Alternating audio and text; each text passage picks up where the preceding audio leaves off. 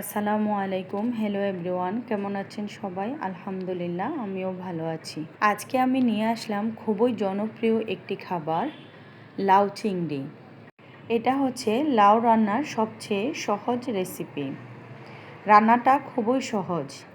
আমরা সবাই কিন্তু কম বেশ রান্না করতে পারি। আমি বাসায় যেভাবে রান্না করি সেটাই আপনাদের কাছে শেয়ার করব।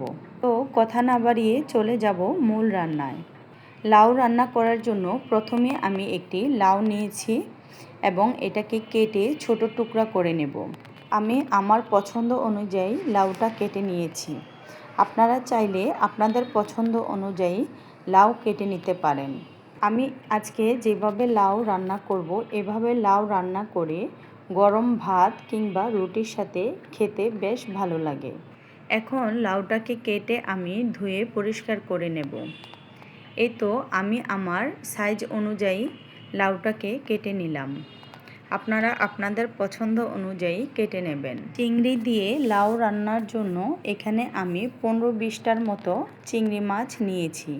আমি এই সাইজের চিংড়ি মাছটা নিয়েছি। আপনারা চাইলে আপনাদের পছন্দ অনুযায়ী ছোট চিংড়ি মাছটাও নিতে পারেন। চিংড়িগুলো হলুদ, মরিচ এবং লবণের সাহায্যে হাতে মেখে নিয়ে আমি একটু ভেজে নেব। চিংড়ি ভাজা হয়ে গেলে ওই একই তেলে দিয়ে দেব পেঁয়াজ, কাঁচামরিচ। পেঁয়াজ কাঁচামরিচগুলো আমি একটু লবণের সাহায্যে ভেজে নিলাম। তারপর দিয়ে দেব রসুন বাটা, পেঁয়াজ বাটা। এখন দিয়ে দেব সামান্য পরিমাণ হলুদ এবং 1 চামচ পরিমাণ লাল মরিচের গুঁড়া। এখন এখানে দিয়ে দেব গরম পানি যাতে করে মশলাটা না পুড়ে যায়।